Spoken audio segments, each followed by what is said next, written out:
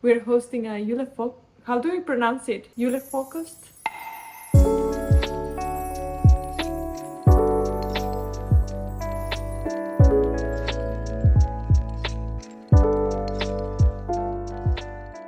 It's basically a Christmas lunch. It's very common in Denmark to celebrate that throughout December, sometimes even in January if you don't have the time, but mostly leading to Christmas. And basically you gather a group of friends, you have a lot of food, like really a lot of food. And usually you also take shots throughout the lunch. So it usually gets quite crazy, but in this case we're celebrating it on a Sunday because it's the only free day we had. So it's gonna be a bit more cozy and low-key in that sense, but we're still gonna be making a lot of food, and I thought I would just take you along as I think it's a very Danish thing. Which day is it? 29th of November? Yeah. Thank you. Hi there, it's Friday today, it's 29th of November. Our Julefrokost is on Sunday. Yesterday we made the menu and a shopping list, so we already went on a trip grocery shopping. We bought most of the things yesterday. We're going shopping, grocery shopping. I forgot that I wanted to film. And I filmed a little bit because one of the things that I like that they do here in Denmark is that when it gets close to Christmas or holidays, I think they mostly do it for Christmas holidays. Instead of making everything more expensive and unaffordable, they do the opposite. They want everyone to be able to celebrate and to eat the traditional food. So the most traditional things, get discounted so you can find them really, really cheap. Okay, so for example, these asparagus are discounted. This one is also discounted. Just one because I have some at home. All the cans. That's good start. This one is 15. I think it varies throughout the month because some things now were really, really cheap and some others were like normal price. But I think it's really nice that they do that. I think that in Spain is a general rule that things get pricier when it's close to festive occasions. So we were able to find a lot of the things for a cheaper price, I guess.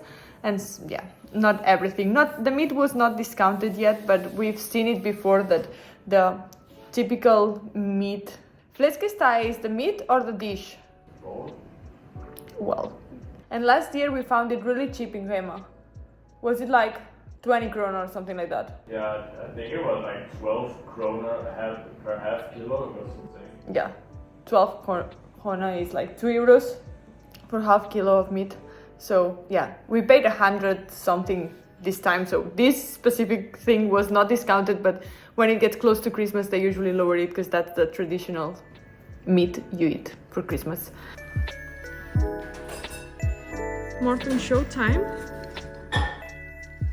Could I ask you to run us through what we bought? Just briefly, like as in main things. First we got 2 different types of trash bags. Okay, not that extended maybe. Not exciting enough? No.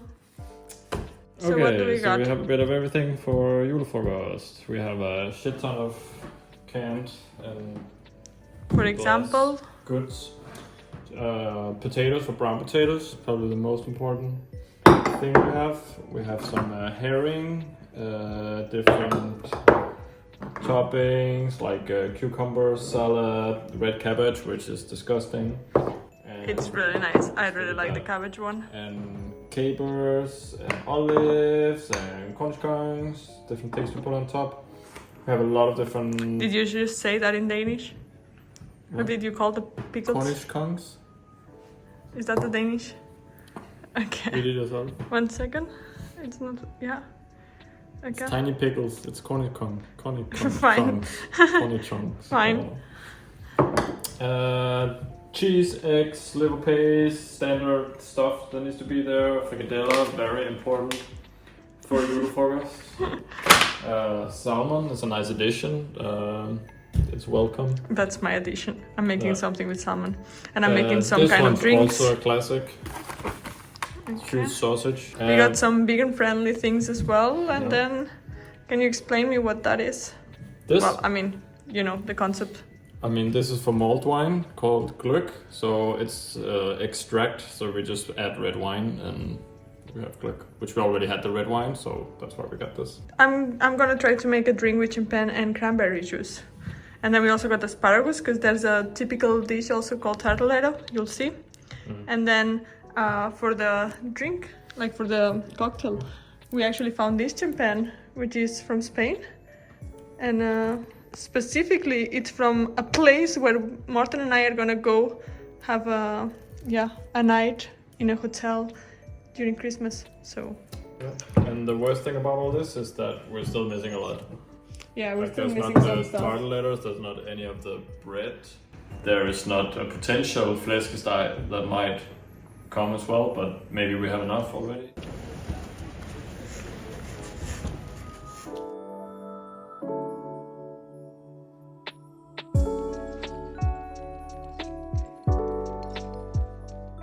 And today we went on a second round of shopping because we were still missing a few things because we couldn't carry everything the first time.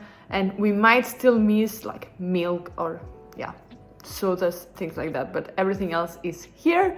So now I can start prepping. Speed run home? Sure. Okay, let's go. Round 2! Welcome! Bacon. Groceries. Meat. More meat. Okay. More things. We have started, okay, sorry. We have a tartaletter. Flæskesteg, can you explain me? Okay. Okay. So we have flæskesteg, which is one of the most important things to have at Christmas lunch, or at least a Christmas dinner, but we're also doing a Christmas lunch together with a lot of other stuff. So that's really important. It's going to be really crispy. We're going to do it in the oven. It's going to take like 2 hours, but it's going to be really nice. And the top is the best part, like super crunchy. Okay, that's flæskesteg. Then we have tartaletter, also a staple in the Danish Christmas kitchen and general kitchen. We're going to make our own filling with chicken and some sauce and other things. And we have It's chicken and asparagus that go in that. more bacon, mushroom. We have almonds for Risalamon. and we have some stuff for salad, why not? And bread, lots of bread, because half of the dinner is bread with toppings. And that was Morten's Christmas dinner walkthrough part 2. See you soon. This is also for the dessert. This is the dessert we're gonna make. And this is just the pre-made sauce to go with it. And yeah, main dish. So yeah. Round 2, check. Now we're gonna go to the basement to see if we can find the screws to build the extensions for the table, because we're more people and won't fit here. Okay, I'm gonna see if I can find some alcohol, preferably rum, and I'm gonna put some of this in here to soak in rum, in case we make Glück, which is how is it called? Mulled wine? Yeah. Yeah. So let's do that. Can you smell this one? How do you think that goes with Glück? Right? The spiced rum smells amazing too, though. Okay, it's between these two. I think I'm gonna try this because it's sweet, so it might be nice.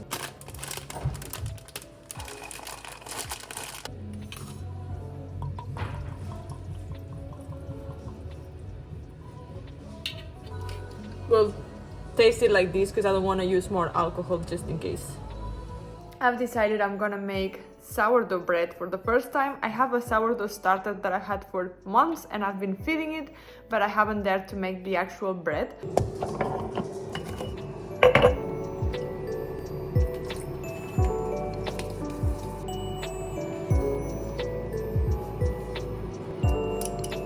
Today I'm trying for the first time. I'm starting the process. And in theory, I'm starting today and I will bake it, I think, tomorrow night.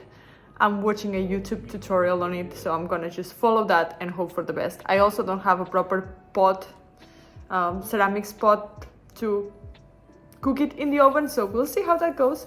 I'm also gonna start with the dessert because I need to make a recipe, then let it cool down, and when it's cold I'm gonna mix it with some extra things and that's gonna make the dessert. So I'm probably gonna do that tomorrow. I'm gonna prep a lot of the food in advance tomorrow, so on Sunday we just need to cook the last, like the meat and probably just a couple of things more. And then also tomorrow I'm gonna set up the space, but for now let's get cooking.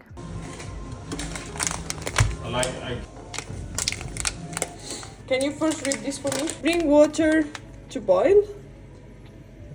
Bring water to boil, add the rice and let them cook 2 to 3 minutes. Then add milk and bring it to boil. under stirring. Okay, but like the portion is... Okay, how much is that? 125 Yeah. liters.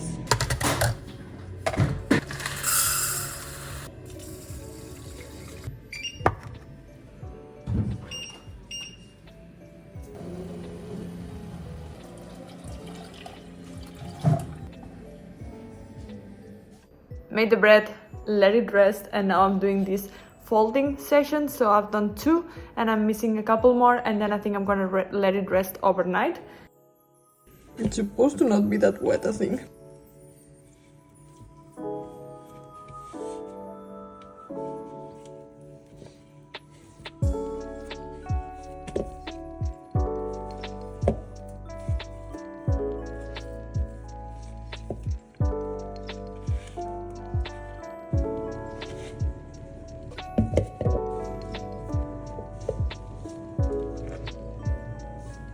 And then I also prepared the Rissenkool.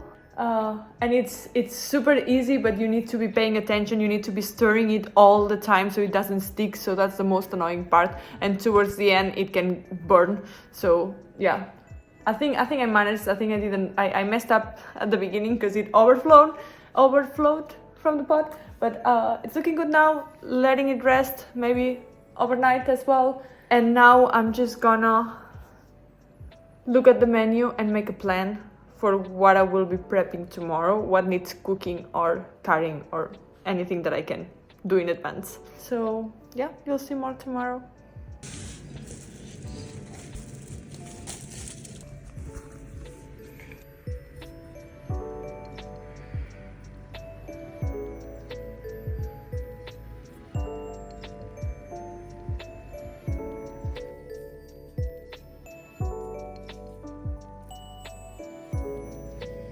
I can't believe this is looking good.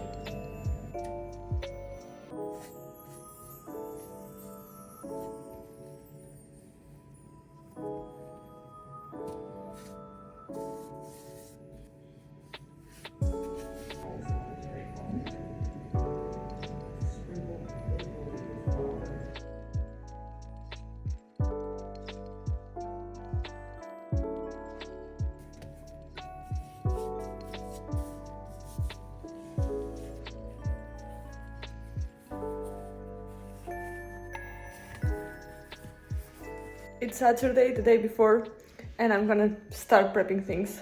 So I think for now, I just had lunch. So far, I prepped the bread. I had to dust it in flour, shape it, and it needs to rest for 12 hours. So hopefully I can cook it tonight before going to bed. But now it's resting outside. One of the really cool things about the Danish weather is that I can actually use our balcony as a fridge. So basically all the things that I don't have space for in the fridge, I'm just putting outside in the balcony, and the temperature is 4 to 6 degrees, so I can just keep it there. I also put all the drinks outside as well to cool. So that's pretty nice, pretty handy. But while that rests, I'm gonna be preparing all the decorations and also more food. We bought some very cheap chairs that we can keep in our storage unit, and we're gonna use them tomorrow for the lunch. So I'm gonna put these things on all of them so they don't scratch the floor. Let's time-lapse that and also remove these stickers.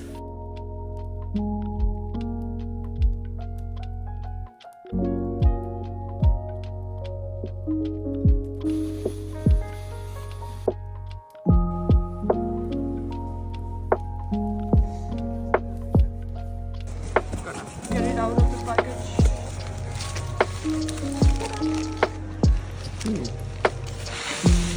It's very well packed, but it will survive in my bag, right? I don't need to take any of the filling. Quite true.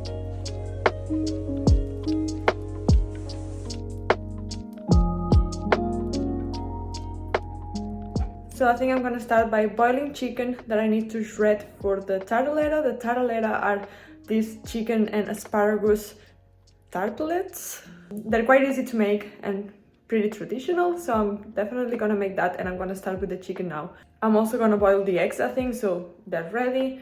And I also want to try to make my own butter. I've never tried that before, but I'm really excited, so I think I'm gonna start with that. I'm gonna put water to boil and start with the butter.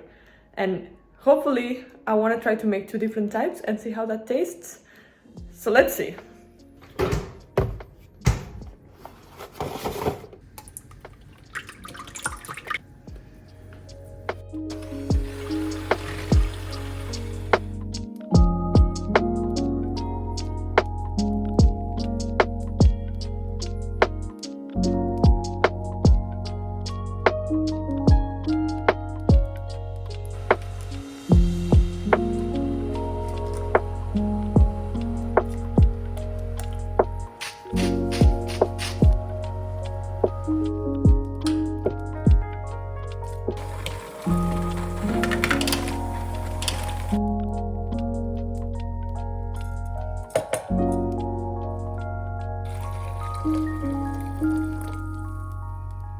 I was just looking for some kind of Christmas something to play, and I love that Disney has done this. So you have Christmas episodes from Disney Channel, and it's like all different series and the Christmas episodes.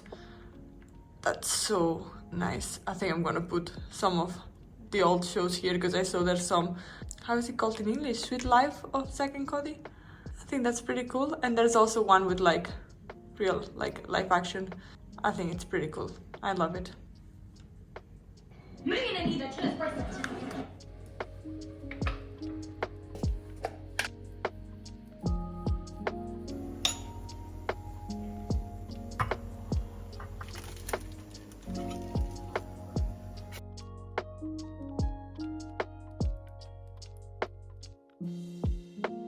Okay, so Morten and I went to a really nice restaurant earlier in the year, and we tried this. I mean, it was a Michelin star restaurant, so obviously I'm not gonna be able to recreate the same, but we had a really nice butter with honey and curry, and I'm gonna try to make that. As a test, we're gonna try just with a little bit.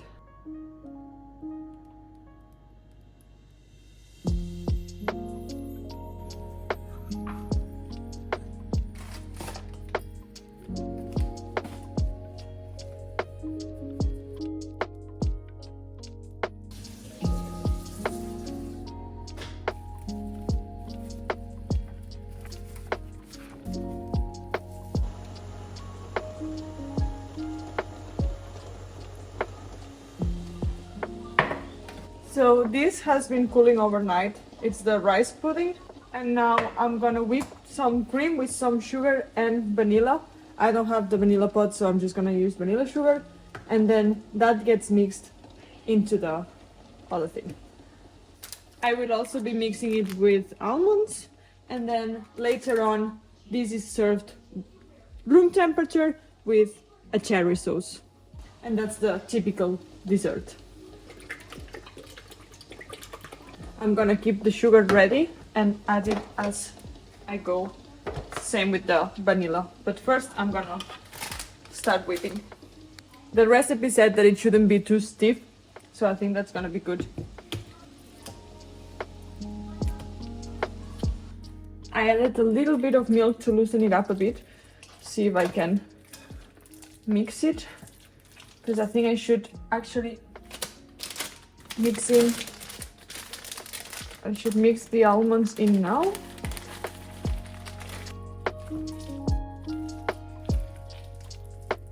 Let's maybe start with a bit of the cream, because you need to do it bit by bit.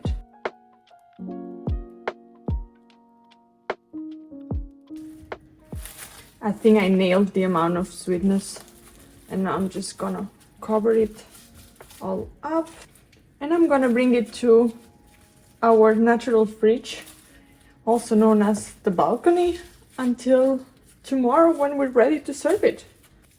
Perfect.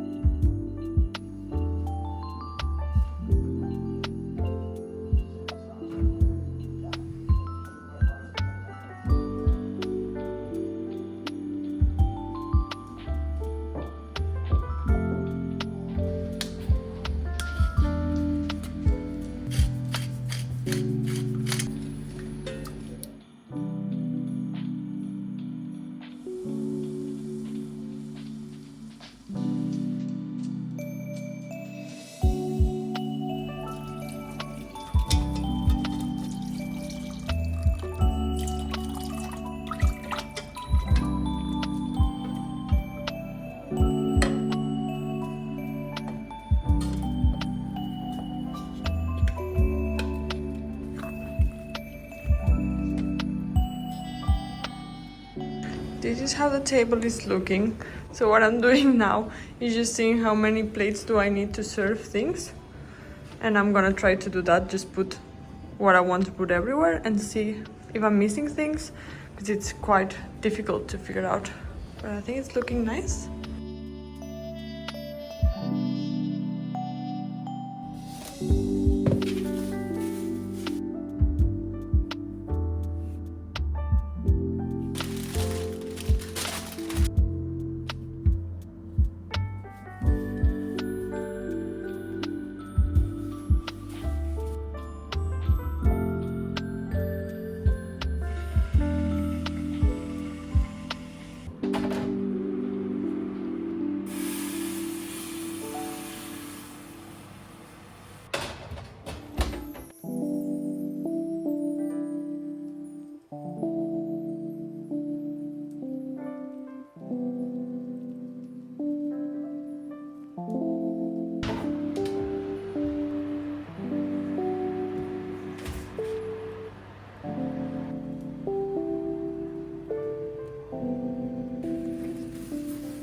Wow. I made bread. Oh my god.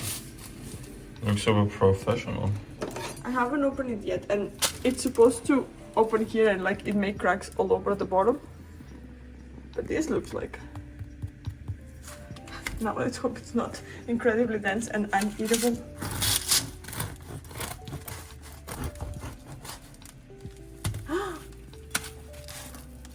It actually looks like bread. Woo. Oh, that's good. That's really good. I made bread. Can you believe? With a baker.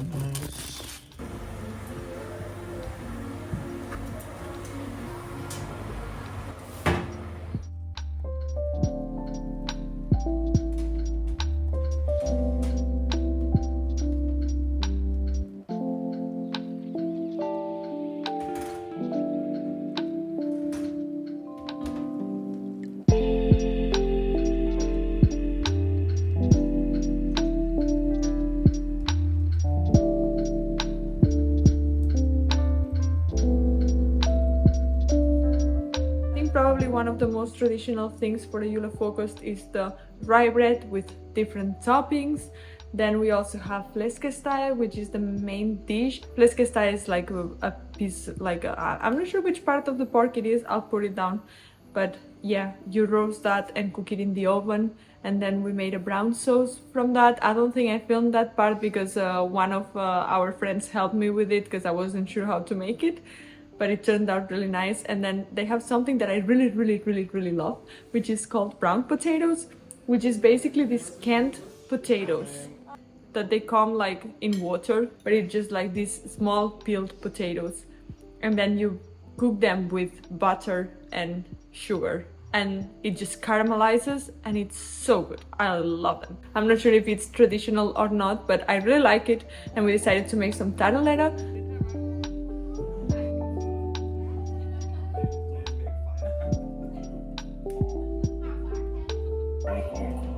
And then for dessert, I made risalamon. This time we didn't play the game, but what you can do is that you just serve it for everyone and you hide one full almond in one of the bowls, and then whoever has gotten the almond gets a little present. This time we didn't hit an almond on it, but I made way too much because it was really difficult to calculate the amounts, and there was lots of leftovers, but it still was really nice. It's almost midnight and we're finally done with the day.